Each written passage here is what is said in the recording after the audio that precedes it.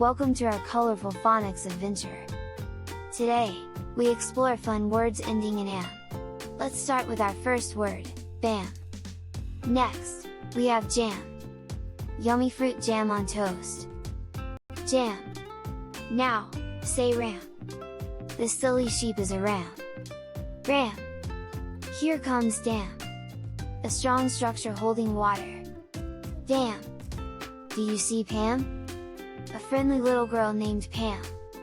Pam. Don't forget yam. A tasty root vegetable.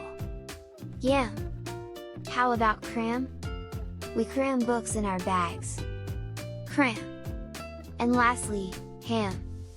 Ham for sandwiches. Ham. Great job! Let's recap our words: bam, jam, ram, dam, pam, yam, cram, ham. Practice saying these words aloud at home. Can you find more M words around you? If you enjoyed this, please like the video. Subscribe for more phonics fun. Happy learning!